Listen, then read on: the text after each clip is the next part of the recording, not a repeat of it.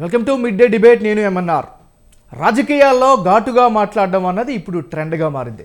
ప్రత్యర్థుల మీద ఘాటైన పదాలతో విమర్శించి ఇప్పటి తరం నాయకులు ప్రచారం పొందుతున్నారు. ఇదే తరహాలో బీఆర్ఎస్ ఎమ్మెల్సీ పాడి కౌశిక్ రెడ్డి ఘాటుగా వ్యాఖ్యలు చేశారు.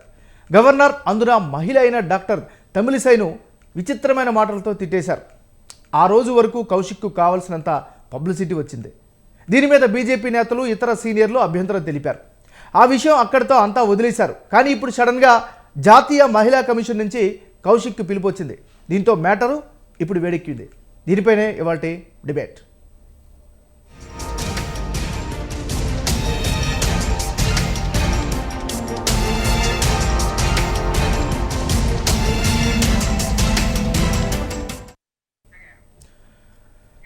జాతీయ మహిళా కమిషన్ రూల్ బుక్ల సబ్సెక్షన్ 4 కింద కమిషన్ విధి విధానాలను రూపొందించారు.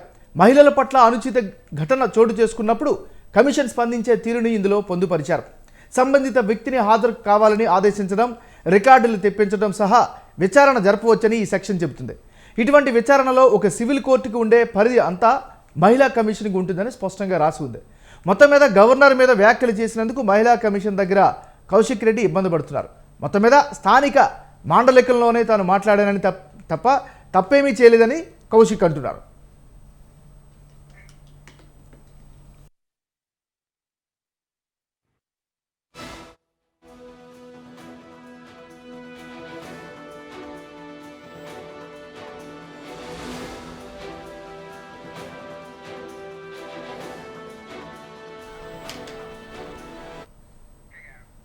ఇక గవర్నర్ మీద కౌశిక్ రెడ్డి చేసినటువంటి వ్యాఖ్యలు, తదనంతర చర్యలు, పరిణామాలపైన ఇవాళ మిడ్ డే డిబేట్. ఇవాళ డిబేట్లో పాల్గొనడానికి కర్ణ అరవింద్ గారు, బీఆర్ఎస్కి సంబంధించినటువంటి నాయకులు, అదేవిధంగా రవికుమార్ గారు సుంకరల్లా, తెలంగాణ భారతీయ జనతా పార్టీకి సంబంధించిన ఇంటలెక్చువల్ సెల్ కో కన్వీనర్, వీళ్ళిద్దరు కూడా ఇప్పుడు డిస్కషన్లో పాల్గొన్నారు. ముందుగా మీ ఇద్దరికి కూడా స్వాగతం పలుకుతున్నామండి. ముందుగా ఇవాళ డిస్కషన్ని మనం రవికుమార్ గారితో ప్రారంభిద్దాం. రవికుమార్ గారు చెప్పండి, ఇవాళ రేపు ప్రతి అంశం కూడా రాజకీయ పరమవుతుంది, రాజకీయాల చుట్టూ తిరుగుతుంది. రెండోది, మనం ఇప్పుడు డిజిటల్ ఎరాలో ఉన్నాం, సోషల్ మీడియా యుగంలో ఉన్నాం. సో ఇలాంటి వ్యాఖ్యలు కానీ ఇలాంటి వివాదాలు వచ్చేటప్పుడు ఏ విధంగా చూడాలి? ముఖ్యంగా ఈ కౌశిక్ రెడ్డి వ్యవహారాన్ని భారతీయ జనతా పార్టీ ఏ విధంగా చూస్తుంది? మొట్టమొదటిగా స్వతంత్ర న్యూస్ ప్రేక్షకులందరికీ కూడా నమస్తే. మీకు అండ్ తోటి ప్యానలిస్టులకు కూడా నమస్తే. ఇప్పుడు చూడండి, ఒక గౌరవప్రదమైన భాష ప్రజాప్రతినిధులు వాడాలనేది ఒక మనిషి మళ్ళీ మళ్ళీ ఎవరు చెప్పరు. అంటే ఆ మనిషికి మళ్ళీ మళ్ళీ ఎవరు చెప్పరండి. ఇప్పుడు గౌరవప్రదమైన భాషను వాడాల్సిందే ప్రజాప్రతినిధులు, అది ఎవరైనా కావచ్చు. అందులో ముఖ్యంగా మీరు అఫీషియల్ మీటింగ్స్లో ఉన్నప్పుడు ఖచ్చితంగా కూడా మీరు గౌరవప్రదమైన భాషను వాడాల్సిందే. అందులో మీరు గవర్నర్ లాంటి వారిపైన మాట్లాడుతున్నప్పుడు ఇంకా జాగ్రత్తగా మాట్లాడాల్సిందే. మీరు తెలంగాణ మాండలికం ప్రకారం, ఇప్పుడు ఏదో వింటున్న న్యూస్, తెలంగాణ మాండలికం ప్రకారము ఇదంతా మామూలే, ఈ భాషను మామూలుగా వాడతారు అంటున్నారు. ఎక్కడ కూడా ఏ జిల్లాలో కూడా ఇటువంటి భాషను వాడరు. ఇది గౌరవప్రదంగా గౌరవ సూచకం కానే కాదు.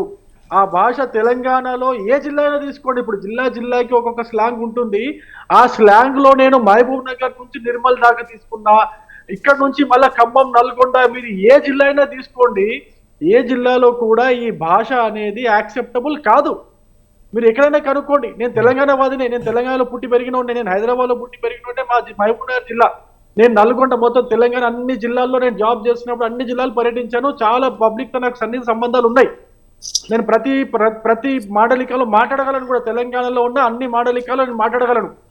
ఏ మాండలికం చెక్ చేసుకున్నా కూడా ఈ ఏదో కింద పెట్టుకుని అన్నాడు. అసలు ఆ భాష ఎక్కడ వాడరండి, గౌరవప్రదంగా కానే కాదు అసలు. అది తెలంగాణ మాండలికాన్ని ఈయన అవమానిస్తున్నాడు. మళ్ళీ అక్కడికి వెళ్ళి కమిషన్ ముందుకు వెళ్ళి ఇది మామూలు అని మాట్లాడము, తెలంగాణ భాషను, తెలంగాణ సంస్కృతిని, తెలంగాణలో వాడే భాష, ఈ యొక్క జనాలని ఈయన అవమానిస్తున్నట్టే. ఇది చాలా తప్పు. అందులో గవర్నర్ పైన ఈ విధమైన భాష వాడమని చాలా తప్పు. ఇంకో విషయము, రాజకీయాలు చేస్తున్నారా అని అంటున్నారు. చూడండి ఎంఎన్ఆర్ గారు, ఈ ఇన్సిడెంట్ అయిన తర్వాత యాజ్ ఎ బీజేపీ పార్టీగా మేము ఎక్కడ కూడా దీన్ని రాజకీయాలకు వాడుకోలేదు. అసలు ఆ విషయం మేము అసలు ఎప్పుడు కూడా లేవనెత్తలేదు. మేము ఎప్పుడు కూడా ఎందుకంటే అటువంటి భాషను మేము అటువంటి భాష మాట్లాడే వాళ్ళను, అటువంటి భాషని అనుమతించే పార్టీలను, ఆ పార్టీ నాయకులను వాళ్ళ విఘ్నతగా వదిలేసాం. ఇంతకుముందు కూడా చాలా మంది మాట్లాడారు. వాళ్ళ విఘ్నతకే వదిలేసాం. వాళ్ళని ప్రజా కోర్టులో ప్రజల వద్దకే వాళ్ళకు తగిన శిక్ష అనుభవించినట్టుగా మేము చేసాం కానీ రైట్ ఎక్కడ కూడా మేము దీన్ని రాజకీయం చేయలేదండి. రైట్ ఓకే, ఒక నిమిషం సార్, అరవింద్ గారి దగ్గరికి వెళ్దాం. అరవింద్ గారు చెప్పండి, ఈరోజు కౌశిక్ రెడ్డి గారి యొక్క సంఘటన, అదేవిధంగా మహిళా కమిషన్ యొక్క వాళ్ళు నోటీసులు, వీటన్నిటిని కూడా మీ పార్టీ పరంగా ఎలా చూస్తున్నారు? దీనిపైన మీ స్పందన ఏంటి మరి? సార్, ముందుగా మీకు ప్యానెల్లో ఉన్నటువంటి పెద్దలకు నమస్కారం సార్. నమస్తే అండి. ఇవాళ ఏదైతే మొన్నటి గతంలో కౌశిక్ రెడ్డి గారు, పాడి కౌశిక్ రెడ్డి గారు గవర్నర్ గారి పైన చేసినటువంటి వ్యాఖ్యలకు సంబంధించి ఇవాళ కేంద్ర మహిళా కమిషన్ వారికి నోటీసులు ఇవ్వడం జరిగినటువంటి తీరు మనం అందరం కూడా చూసినాం.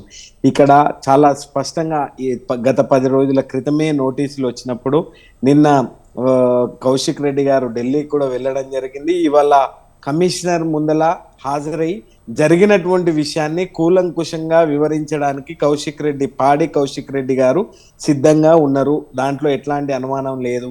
ఇవాళ బీజేపీ పార్టీ ఇవాళ బడా జూటా పార్టీ చేస్తున్నటువంటి, ఇవాళ వాళ్లకు కాలేయం చెడిపోయి కడుపు మండి ఇవాళ మేము చేస్తున్నటువంటి సంక్షేమ అభివృద్ధి కార్యక్రమాలు చూసి జీర్ణించుకోలేక ఇట్లాంటివి ఏది చేసినప్పటికీ కూడా వాళ్ళు. కానీ అరవింద్ గారు ఈ విషయంలో, ఈ అంశంలో భారతీయ జనతా పార్టీ లేదు, 100% ఈ ఇష్యూలో భారతీయ జనతా పార్టీ లేదు సార్.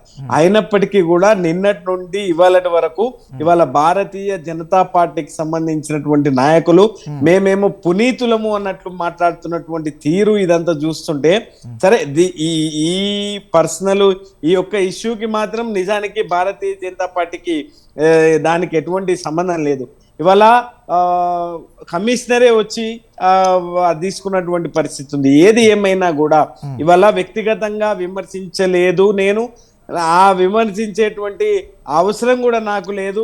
సరే, తను మహిళా గవర్నర్గా ఉన్నప్పుడు కూడా మహిళల్ని తప్పకుండా గౌరవం పంచుకోవాలి అనేటువంటి ఆలోచన ఇప్పటికే పాడి కౌశిక్ రెడ్డి గారు చెప్తున్నటువంటి తీరుంది. కాబట్టి ఇవాళ ఆ కమిషనర్ దాంట్లో ఇద్దరినే అనుమతి ఇచ్చినటువంటి తీరుంది. ఇవాళ పాడి కౌశిక్ రెడ్డి గారు, ఆయన తరపు న్యాయవాది ఇద్దరే కమిషనర్ ముందరికి పోయినరు. తప్పకుండా ఏం జరుగుతుంది అనేటువంటి విషయాన్ని ఇప్పుడు మరికొద్ది క్షణాల లోపల ఆయన బయటికి వచ్చిన తర్వాత మీడియా సమావేశాన్ని ఏర్పాటు చేస్తా అనేటువంటి విషయం కూడా చెప్పిండ్రు. కానీ మా ఉద్దేశము అట్లాంటి ఉద్దేశం కానే కాదు. ఇవాళ పాడి కౌశిక్ రెడ్డి గారి ఉద్దేశము అట్లాంటి ఉద్దేశం కాదు అనేటువంటి విషయం. అంటే అరవింద్ గారు ఏదైనా జరగచ్చు, మరి కాసేపట్లో ఆయన కూడా క్లారిటీగా వస్తారు, చెప్తారు. కానీ ప్రజా జీవితంలో ఉన్నటువంటి వాళ్ళు, ముఖ్యంగా కౌశిక్ రెడ్డి అనేటువంటి వ్యక్తి ఎమ్మెల్సీ వ్యవహారం నుంచి చాలా హాట్ టాపిక్ అయ్యారు. తెలంగాణ రాజకీయాల్లో సెంటర్ ఆఫ్ అట్రాక్షన్గా ఒకనొక స్థానంలో నిలిచారు. అలాంటి వ్యక్తులు కూడా కొద్ది భాషపరంగా జాగ్రత్తగా ఉండాల్సిన అవసరం లేదంటారా? సార్, నేను అనేటువంటి మాట ఏంటి అంటే, ఆయన చాలా స్పష్టంగా ఒక విషయాన్ని చెప్పిండు సార్. ఇక్కడ సరే, తను కాంగ్రెస్ పార్టీలో నుండి బీఆర్ఎస్ పార్టీలోకి వచ్చి ఇవాళ బీఆర్ఎస్ పార్టీలో ఇవాళ ఎమ్మెల్సీగా కొనసాగుతున్నారు. మొన్ననే ఆయనకు ప్రభుత్వ విప్ కూడా, మండలిలో ప్రభుత్వ విప్ కూడా తనకి ఇచ్చిండ్రు. అయితే ఇక్కడ ఒక విషయం ఏంది అని అంటే, ఇవాళ గవర్నర్ గారు అక్కడ ఉన్నటువంటి వ్యవస్థ కానివ్వండి, లేదు అనుకుంటే బీజేపీ కానివ్వండి, ఇవాళ పాడి కౌశిక్ రెడ్డి గారిని టార్గెట్ చేస్తూ వ్యవహరిస్తున్నటువంటి తీరు అంటే ఇక్కడ మనం మాట్లాడుకోవాల్సింది ఇప్పుడు ఎంఎన్ఆర్ గారు, ఇప్పుడు మిత్రుడు మాట్లాడుతుంది చాలా హాస్యాస్పదంగా ఉంది. పార్టీ నుంచి వినండి, కాంగ్రెస్ పార్టీ నుంచి వచ్చారు, రైట్. ఆయన ఏమి స్వతంత్ర పోరాట యోధుడు కాదు, లేకపోతే తెలంగాణ ఉద్యమంలో పాల్గొని దెబ్బలు తిన్నాడు కాదు. ఆయన ఏమి లాఠీ దెబ్బలు తిని పెట్రోల్ పోసుకొని అగ్గిపెట్ట దొరక్క బతికి కొనడం కాదు. ఓకే, అంతేగాని అందులో మళ్ళీ ఆయన వచ్చిన తర్వాత టిఆర్ఎస్ పార్టీలో వచ్చిన తర్వాత ఆయన ఏదో పొడి చేసినట్టు ఎంతో మంది ఉద్యమకారులని కాదని, ఎంతో మంది సీనియర్ నాయకులని కాదని. అంటే రవికుమార్ గారు, ఇక్కడ విషయం, వాళ్ళ పార్టీలో ఎవరెవరు చేర్చుకుంటారో ఏదైనా ఇస్తారు, మనకు అనవసరం కదా. వాళ్ళ ఇష్టం. అంటే మండలి సభ్యత్వం కంప్లీట్ చేయండి. మండలి సభ్యత్వం ఇచ్చారు. మండలి సభ్యత్వం ఇచ్చిన తర్వాత విప్ చేశారు. ఈ విషయాలన్నీ అరవింద్ గారు మాట్లాడుతున్నారు కాబట్టి నేను మళ్ళీ ఉండడానికి ఇస్తున్నాను. మరి ఇవన్నీ ఇచ్చిన తర్వాత మీరు తిట్టడానికి కూడా లైసెన్స్ ఇచ్చారా? దానికి లైసెన్స్ ఇచ్చినట్ట? గవర్నర్ గారిని తిట్టడానికి లైసెన్స్ ఇచ్చినట్ట? ఆయన ఇప్పుడు మీరు ఇంకో విషయం ఏమన్నారు గారు, కౌశిక్ రెడ్డి ఏం పవిత్రుడు కాదు. ఆయనకు ఎన్నో వివాదాలు ఉన్నాయి. ఆయన చాలా అగ్రెసివ్ మనస్తత్వము. ఆయనకు ఇంతకుముందు జీవిత రాజశేఖర్ గారితో కూడా ఆయన గొడవలు జరిగినాయి. ఆయన కారు కూడా ఆయన డ్రైవింగ్ కరెక్ట్ గా చేయడు. దాదాపు 13-14 ఛానళ్ళు ఆయన కారు పైన ఉన్నాయి, ఓవర్ స్పీడింగ్ అని అదని ఇదని. దాదాపు 12,000 రూపాయలు ఇంతవరకు ఆయన కట్టలేదు. మరి తెలంగాణ రాష్ట్ర ప్రభుత్వం యొక్క డైరెక్షన్ లో నడుస్తున్నటువంటి ఈ ట్రాఫిక్ పోలీసులు మరి ఈయనకి ఎందుకు చాలా వసూలు చేయలేకపోయారు? ఈ రోజు పొద్దున్నే నేను ఇప్పుడు లైవ్ ఇష్యూ చెప్తా. జూబ్లీహిల్స్ చౌరస్తా మీద ఒక ఆటోతో, నాకు తెలిసిన ఒక ఆటోతని ఒక పోలీసు కానిస్టేబుల్ ఎస్ఐ పట్టుకుంటే కేవలం ఒకే ఒక చాలను 1200 రూపాయలు చాలను ఉంటే నేను రిక్వెస్ట్ చేసినప్పటికీ కూడా లేదు సార్ కట్టాల్సిందే, నేను ఫోన్ చేసి రిక్వెస్ట్ చేసినప్పటికీ కూడా కట్టాల్సిందే సార్, ఎట్టి పరిస్థితుల్లో లేదు, మీరు సాయంత్రం కట్టినట్టు కూడా ఒప్పుకోరు అని బలవంతంగా వాటితో డబ్బులు కట్టించుకొని ఆటోని కట్టించినదాకా ఆటోని వదలలేదు. మరి అటువంటిది పాడి కౌశిక్ రెడ్డిని ఎట్లా వదిలేరు? ఇది ఒక విషయము. మరి ఇవన్నీ మీరు లైసెన్స్ ఇచ్చినట్ట? రైట్, ఒక నిమిషం అరవింద్ గారు చెప్పండి. అరవింద్ గారు ఏమైనా చేసుకో అన్నట్టు ఇచ్చినట్ట? ఆయన వయసు ఒక్క నిమిషం ఆయన వయసు ఎంతండి? 38-40 కూడా లేడు ఆయన వయసు. చాలా తక్కువ వయసు, యంగ్ ఏజ్. ఎలా ఉండాలండి? సభ్యతగా ఉండాలా, గౌరవంగా ఉండాలా? అటువంటి పిల్లోని తీసుకొచ్చి నెత్తి మీద ఎక్కించేసుకొని ఏం చేస్తున్నారు మీరు? ఇవన్నీ నాకు అర్థం కాదు. బీఆర్ఎస్ పార్టీ వాళ్ళు ఇదా? ఆయన రాళ్ళేయలేదా మీ ఉద్యమకారుల పైన? తెలంగాణ ఉద్యమం కోసం మీరు ఉద్యమం చేస్తుంటే మీ పైన రాళ్ళేసి మిమ్మల్ని కొట్టి బగాయించలేదా అక్కడ నుంచి? అటువంటి వాడికి తీసుకొచ్చి మీరు దండేసి మరి మండలిలో కూర్చోబెట్టి మళ్ళీ విప్పించామని చెప్పేసి గొప్ప చెప్పి అంటే రవికుమార్ గారు ఇలాంటివి ఏమైనా చేస్తే ప్రజలన్నీ గమనిస్తారు కాబట్టి ప్రజలు వాళ్ళు సమయం వచ్చినప్పుడు ప్రజలు చూస్తూ ఉంటారు. ప్రతి ఒక్కరి గురించి చెప్పేది ఇది. ఒక నిమిషం అరవింద్ గారు, కొన్ని ప్రశ్నలు రవికుమార్ గారు రావలెత్తారు. అంటే అధికార పక్షంలోకి వచ్చిన వెంటనే అంతా మంచి అయిపోతారా అనేటువంటి ఒక దానికి కూడా లైసెన్సింగ్ ఇచ్చారంటున్నారు. దానికి ఏం చెప్తారు? సరే, ఎవరిని ఒక పదజాలం వాడేటువంటి క్రమంలో ఎవరు లైసెన్స్ ఇవ్వరు సార్. బీజేపీ పార్టీలో ఇవ్వరు, బీఆర్ఎస్ పార్టీలో ఇవ్వరు, ఏ పార్టీలో కూడా లైసెన్సులు అనేటువంటి వ్యవహారం ఉండదు. కానీ ఇవాళ గొప్పగా ఏ రాజకీయ నాయకుడైనా కానివ్వండి, ప్రజలకు లాభమయ్యేటువంటి పద్ధతిలో ఆయన ఒక బాధ్యత గల ఉంటే అట్లా వివరిస్తే మాత్రం ఆయన ఇంకొకరికి ఆదర్శవంతం అవుతారు. ఎవరైనా దాంట్లో ఎవరు బాధ్యతగా వివరించినా వాళ్ళు ఆదర్శంగా ఉంటారు. ఇవాళ ఒక గొప్ప కమిట్మెంట్ తో ఇవాళ తెలంగాణ ఉద్యమాన్ని ప్రారంభించి తెలంగాణ రాష్ట్రాన్ని తీసుకొచ్చి వచ్చిన తెలంగాణని బంగారు తెలంగాణ లోపల నిర్మించి ఇవాళ తెలంగాణలో అందుతున్నటువంటి సంక్షేమ అభివృద్ధి కార్యక్రమాలు దేశవ్యాప్తంగా కొనసాగాలి అనుకున్నటువంటి కేసీఆర్ గారి నాయకత్వంలో మనం అందరం ఉన్నాం సార్. అరవింద్ గారు మీరు చెప్పిందంతా కరెక్టే అనుకుందాం కాసేపు. వినాలి సార్, నేను చెప్పేది ఒక నిమిషం. కానీ ఒకటి, ప్రతి చిన్న విషయంలో కూడా ప్రగతి భవన్ వర్సెస్ రాజ్ భవన్ ఇష్యూగా ఎందుకు మారుతుంది? దీనికి గల కారణం అంటే ఏం చెప్తారు మరి? సార్, ఇవాళ ప్రగతి భవన్ వర్సెస్ రాజ్ భవన్ ఎక్కడ జరగలేదు సార్. ఇవాళ రాజ్ భవన్ కాషాయపు కార్యాలయంగా మారుతున్నప్పుడు మాత్రమే ఇవాళ తప్పకుండా ఒక రాజ్యాంగబద్ధమైనటువంటి పదవిలో ఉన్నటువంటి గవర్నర్ గారు వివరించాల్సినటువంటి తీరు.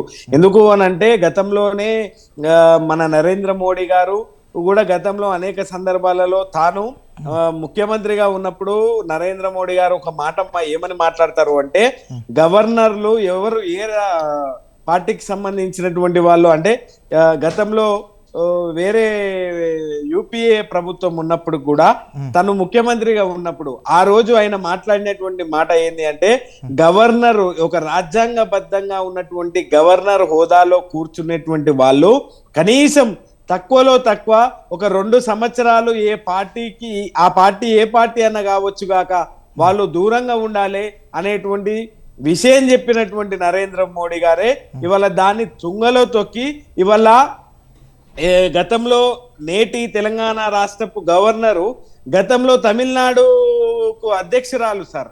ఆ పార్టీకి, బీజేపీ పార్టీకి అధ్యక్షురాలు తాను కాషాయపు కార్యాలయంగా మారినప్పుడు మాత్రమే మేము వ్యతిరేకించినాం. కాషాయపు కార్యాలయంగా ఉన్నప్పుడు మాత్రమే మేము విభేదించినాం, పోరాడినాం, మేము అడిగినాం. కానీ మేము ఎక్కడ కూడా వారికి మాకు ఉన్నటువంటి వేరేది ఎక్కడ కూడా డిస్టర్బ్ కాలేదు. డిస్టర్బ్ చేసింది ఎవరు అని అంటే బీజేపీ వాళ్ళు కావాలి అని చెప్పి ఇవాళ ఏదో అది చేయాల్సినటువంటి అవసరము ఎందుకు సార్? ఇవాళ రాష్ట్రంలో నేను ఏమంటా ఉన్నాను అంటే ఇవాళ తప్పకుండా ముఖ్యమంత్రి కేసీఆర్ గారికి ఈ రాష్ట్రం పైన ఎంత బాధ్యత ఉందో అంతే బాధ్యత ఇవాళ గవర్నర్ గారి పైన కూడా ఉంటది సార్.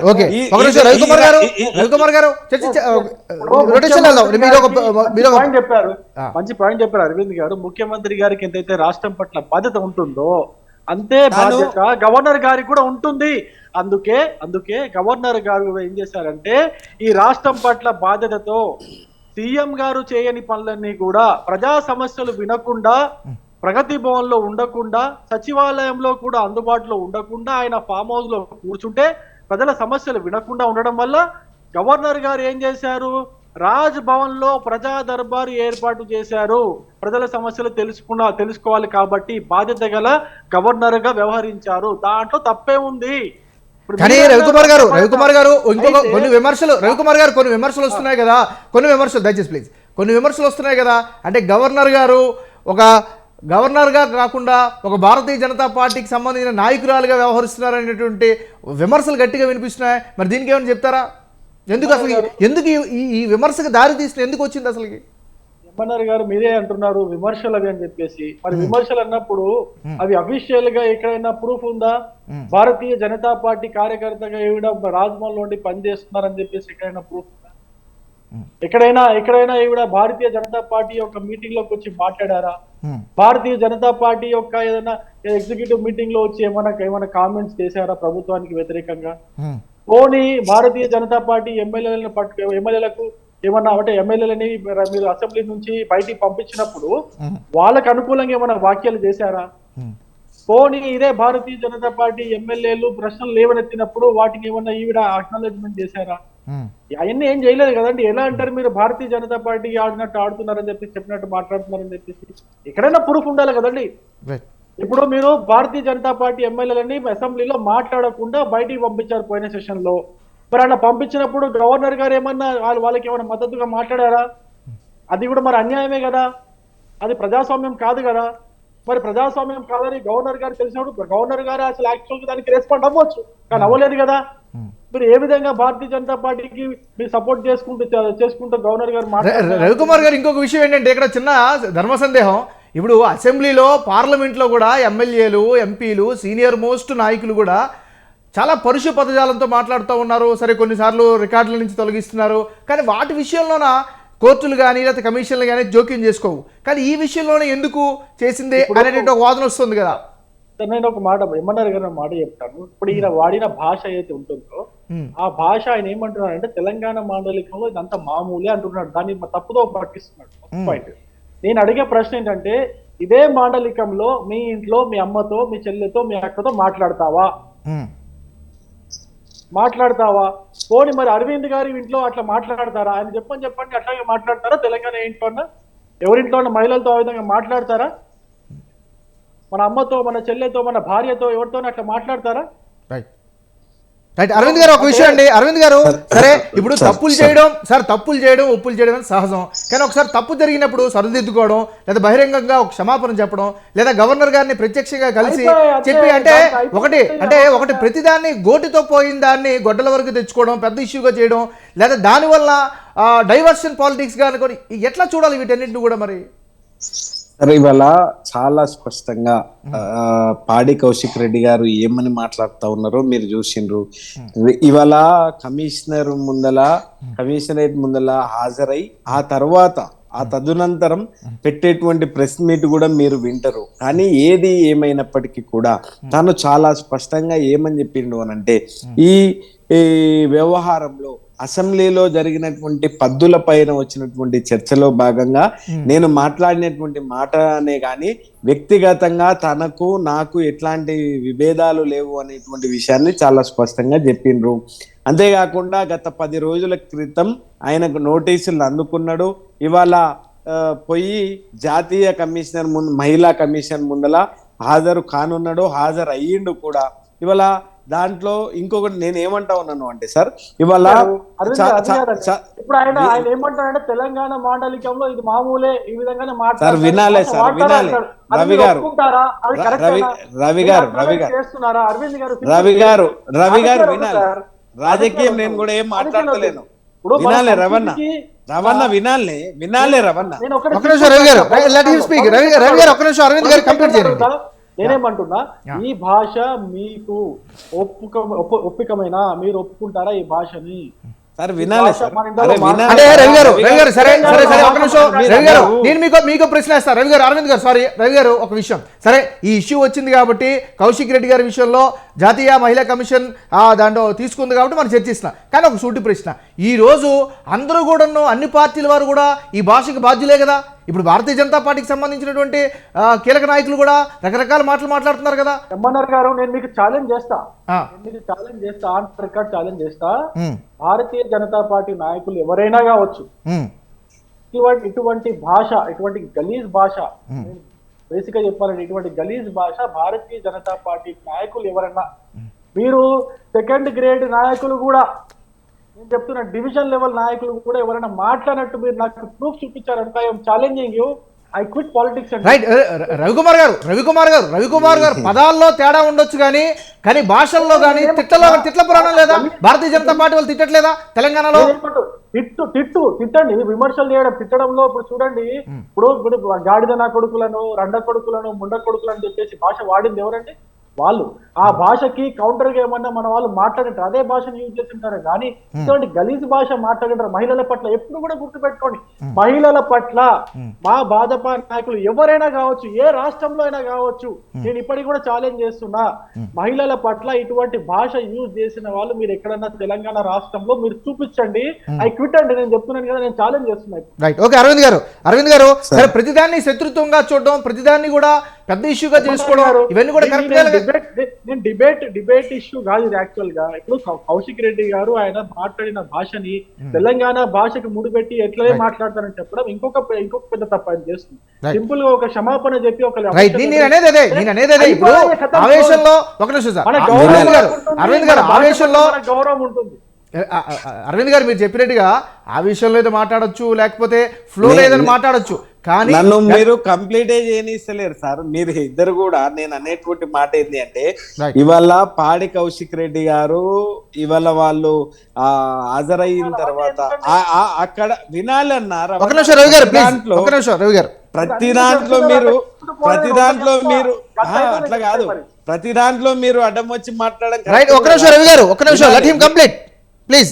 నేను అనేటువంటి మాట ఏంటి అని అంటే, ఇవాళ పాడి కౌశిక్ రెడ్డి గారు ఆయన అక్కడ హాజరయిన తర్వాత తదనంతరం వచ్చి తానే ప్రెస్ మీట్ పెట్టి తాను ఏం మాట్లాడినరు అనేటువంటి వివరణ ఆయన్నే ఇవ్వబోతా ఉన్నాడు. కాబట్టి నేను అనేటువంటి మాట ఏంది అని అంటే, ఎవరు కూడా ఎట్లాంటి పరిస్థితుల లోపల కూడా మనం అందరం కూడా ఈ ప్రజాస్వామిక దేశంలో ఉన్నాం.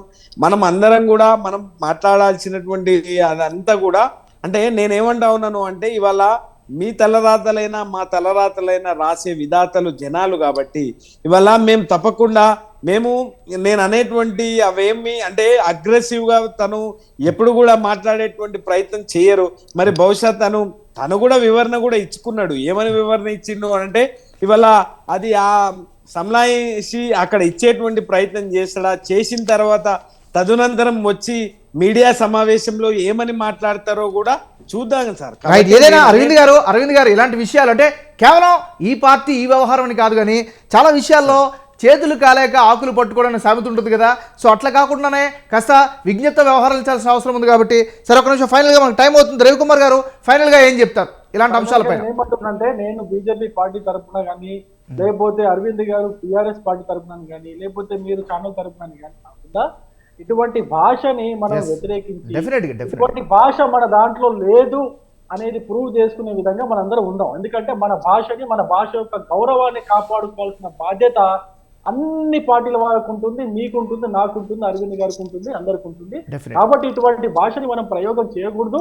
ఇటువంటి భాషని ప్రయోగం చేసిన వాళ్ళని మనం వెలివేయాల్సిన అవసరం ఎంతకైనా ఉంది, అందులో ముఖ్యంగా ప్రజాప్రతినిధులు. రైట్. థ్యాంక్ యూ అరవింద్ గారు, థ్యాంక్ యూ రవికుమార్ గారు. మీ వాల్యుబుల్ టైంని కేటాయించి మంచి ఇన్పుట్స్ ఇచ్చి మంచి చర్చకి సహకరించినందుకు ప్రత్యేక ధన్యవాదాలు. ఇది ఇవాల్టి మిడ్ డే డిబేట్. చూస్తూనే ఉండండి స్వతంత్ర.